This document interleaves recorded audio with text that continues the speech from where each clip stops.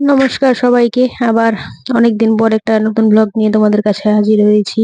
তো দেখো, আজকে হচ্ছে অষ্টমী স্নান। সবাইকে অষ্টমীর অনেক অনেক শুভেচ্ছা ও অভিনন্দন। তো যাই হোক, প্রত্যেকবার আমি অষ্টমী স্নানে যাই। মানে গদাধর আমাদের বাড়ি থেকে বেশ কিছুটা দূরে। তো এটা প্রসিদ্ধ আমাদের এখানকার গদাধর স্নান। অনেক দূর দূরান্ত থেকে লোকজন এখানে আসে। তো এইবার আমার ভাগ্যটা আমার সাথ দেয়নি, তাই এবার আর যাওয়া হলো না। কোনো এক বছরও আমি বাদ দিই না। যদিও করোনার মধ্যে বাদ দিয়েছিলাম, সেটা আলাদা ব্যাপার, তখন বন্ধ ছিল। কিন্তু তাছাড়া ছোট থেকে এই পর্যন্ত প্রত্যেক বছরই আমি যাওয়ার চেষ্টা করি। মানুষ এত দূর থেকে যেহেতু আসতে পারে, তাহলে বাড়ির কাছে হয়ে অন্তত বাড়ি থেকে 5-6 কিলোমিটার দূরে। তো যাই হোক, সেটা যাওয়ার প্রত্যেকবারই চেষ্টা করি। ভালোও লাগে সেখানে গিয়ে বছরে একবার। নানান কত রকমের লোকজন, তার মধ্যে পুণ্য স্নান, এই তিথিতে স্নান করলে অনেক কিছু আর কি হয়। তো যাই হোক, এবার যাওয়া হচ্ছে না, তাই মনটা প্রচন্ড খারাপ। তো কি আর করব, সকাল সকাল বাড়িতেই স্নান করে তারপরে দই চিড়ে মুড়ি যেসব নিয়ম করতে হয় আর কি। শুনেছি এই দিন নাকি যে কোনো পুকুর নদী কল যেখানে স্নান করা যায় কিছুটা হলেও পুণ্য অর্জন করা যায়। তো পুণ্যর কথা বাদিয়ে দিলাম, পাপ পুণ্যর হিসেব তো করতে পারবো না। তবে মনের শান্তির জন্য বাড়িতেই সকাল সকাল স্নান করে দই চিড়ে খেয়ে নিয়েছি সবাই মিলে। আমি, মা, মেয়ে প্রত্যেকে মিলে। তো সকালটা এটা দিয়ে শুরু হয়েছিল। আর তার মধ্যে যেহেতু আজকে শনিবার, নিরামিষ, তো সেই কারণেই আর কি সবকিছু রান্না বান্না করছে মা। আর আমি যতটা পারছি ভিডিও করছিলাম। তো এটা হচ্ছে ঝোল শাক। আমি জানি না তোমরা কারা কারা ঝোল শাক খেয়েছো কিনা বা পছন্দ করো কিনা। তো আমিও একসময় এই ঝোল শাক খেতাম না, তারপর আস্তে আস্তে শিখেছি। এখন বেশ ভালোই লাগে। আর এই ঝোল শাকটা সবার মধ্যে খায় না, বেশ কিছু জন খায়, মানে এগুলো আছে আর কি, অনেকের রুচির ব্যাপার থাকে। তো তো এটা গরম গরমই ভালো লাগে, ঠান্ডা হয়ে গেলে একদমই ভালো লাগে না। আর এক একজন এক এক প্রসেসে রান্না করে। আমরা এই প্রসেসেই করেছি। অনেক ভাবে রান্না করা যায়। কেউ আবার মাছ টাছ দিয়েও করে। আমরা মাছ দিয়ে করি না, ওই নিরামিষ ভাবেই করি। আর দেখো, এবার সিজনের পটল। তো পটলগুলো মানে দুরকম ভাবে করা হবে। একটা হবে পনির দিয়ে, পটল দিয়ে আর দেশি আলু দিয়ে। আর আরেকটা হবে তোমার গিয়ে ওই ছোলার ডালের বড়া করে আলু দিয়ে। আমাদের বাড়িতে মানুষ খুব বেশি না হলেও, মানে এর আগেও বলেছি অনেক কটা ভ্লগে, যে এক একজনের স্বাদ মতো রুচি মতো এক এক রকম ভাবে রান্না করতে হয়। যেমন এই ঝোল শাকটা, সেটা আবার মেয়ে খাবে না, ওর জন্য আলাদা কিছু করতে হবে। ওর জন্য ওই যে বড়াগুলো যে দেখতে পারলে সেগুলোই, আলুর বড়া, ভাদলি পাতার বড়া, এইসব ভাজা পোড়াটা একটু বেশিই খায়।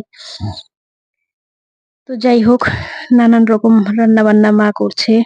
সবকিছু মার উপর দিয়ে যাচ্ছে। আমি তো কোনো রকম হেল্প করতেই পারছি না। কি আর করা যাবে। আর দেখতেই পাচ্ছ খুবই কম মশলায় রান্না করা হচ্ছে।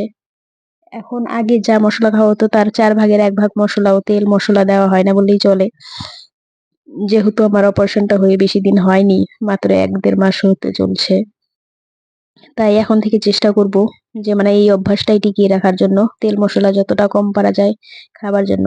কারণ আমাদের শরীরের রোগের মেন উৎসই হচ্ছে এই তেল মশলা ঝাল। তো যতটা পারি মেনটেন করার চেষ্টা করব। আসলে একদিনে তো কোনো কিছুই হয় না, সবকিছুই অভ্যেস হতে আর কি একটু সময় লাগে। তো যাই হোক, বাড়ি থেকে দেখা যাচ্ছে প্রচুর লোকজন যাওয়া আসা করছে মেলাতে। এবার যেতে পারলাম না। ভগবান চাইলে সামনের বছর নিশ্চয়ই যাব। তো এই বছরটা একদমই মাটি হয়ে গেল, কোনো কিছুই, যত কিছু আশা করেছিলাম সবকিছুই একদম মাটি হয়ে গেল। বাড়ির কাছে শিবরাত্রি মেলা হয়ে গেল, সেটাতেও একদিনও যেতে পারলাম না। এবার গদাধরও চলে গেল, অষ্টমী স্নানে চলে গেল। তারপর তো আপাতত আর কিছু অনুষ্ঠান নেই। জানি না সামনের বছর পর্যন্ত কি হবে না হবে। এবছর অনেক আশা ছিল, যেহেতু মেয়ের মাধ্যমিকের পরীক্ষা হয়ে গেছিল, ভাবছিলাম অনেক কিছু মজা করব, আনন্দ করব, ঘোরাফেরা করব, সবই একদম মাটি হয়ে গেল। হয়তো ভগবান চায় না। জানি না, ভগবানের দোষ দিই না। আবার এটাও জানি ভগবান যা করে ভালোর জন্য করে, হয়তো কিছু ভালো আমার জন্য অপেক্ষা করছে, সেটাও হতে পারে। সবকিছু ভালোর আগে শুনেছি কোনো একটা খারাপ আসে, খারাপের পরেই ভালো আসে। এটাই দুনিয়ার নিয়ম আর কি। এক সময় ভালো, এক সময় খারাপ, খারাপের পর ভালো, ভালোর পর খারাপ, এটাই চলতে থাকে। তো সেই ভরসাতেই আছি। হয়তো সামনে কোনো ভালো দিন আসবে, ভালো কিছু হবে। তো যাই হোক, কালকে গিয়েছিলাম একটু মার্কেটে। অনেকদিন থেকে মন চাইছিল তরমুজ। তো তরমুজ কেনার মধ্যে একটু আবার মানে চেনার ব্যাপার থাকে, আমি আবার সেরকম একটা বুঝতে পারি না। তাই মাকে নিয়ে একটু বাজারে গিয়েছিলাম, সেখান থেকে তরমুজ আনা হয়েছে। তরমুজটা বেশ ভালো কালার আছে, মিষ্টিও আছে। তো এই যে দেখতেই পাচ্ছ আমার চেহারার অবস্থা, একদম শুকিয়ে কাঠ হয়ে গেছি। মানে ক্যামেরার সামনে নিজেকে দেখতে এত বাজে লাগে, কি আর বলবো। এই যে দেখো, দোকানে গিয়েছিলাম মার্কেটে, যে সেখানে সেখান থেকে বেশ কিছু ফল আনা হয়েছে, সেগুলো তোমাদের সাথে শেয়ার করিনি, কেননা এইসব জিনিস সবকিছু শেয়ার করাটা নিজেরই খারাপ লাগে, যে এইসব দৈনন্দিন জীবনের জিনিস প্রত্যেকেই কেনে, এটা আবার আলাদা করে দেখানোর কিছু নেই। তো ওই কালো আঙুর আর কি, কালো আঙুর, তরমুজ, বেদানা, এসব কিছুই আর কি। যেহেতু অপারেশনটা হয়ে বেশি দিন হয়নি, ডক্টরও বলেছে একটু বেশি করে ফল খেতে, ফল সবজি এসব আর কি।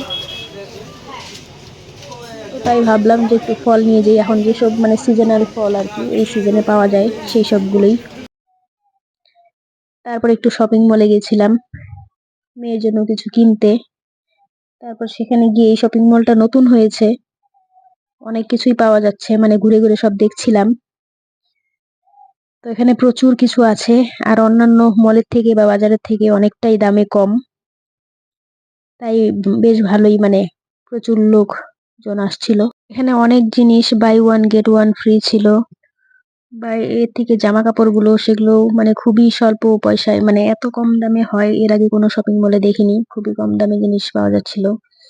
জানি না কি কারণে, হয়তো নতুন চালু হয়েছে সেই কারণে প্রচুর লোকের ভিড় ছিল। তো আমরা এই কাউন্টারে এসে গ্রসারি আইটেমে, তো ভাবছিলাম বাজার থেকে তো গ্রসারি আইটেম নিতে হয়, তো এখান থেকে যদি কোনো ডিসকাউন্টে পাওয়া যায় তাহলে অসুবিধে কিসের।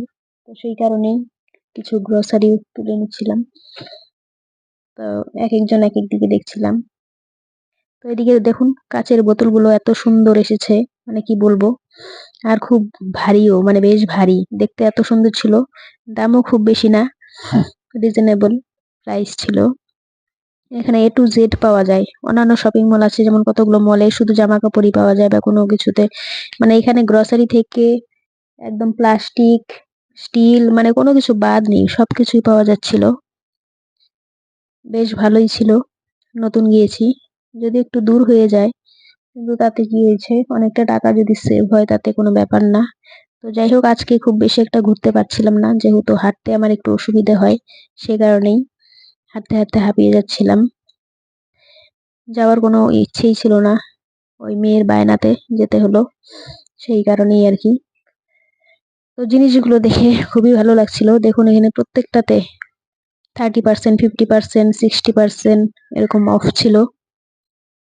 আমাদের দৈনন্দিন জীবনে যেসব জিনিস প্রয়োজন আর কি, ঘরের একদম প্রত্যেকটা এ টু জেড জিনিস সবকিছুতে অফার ছিল।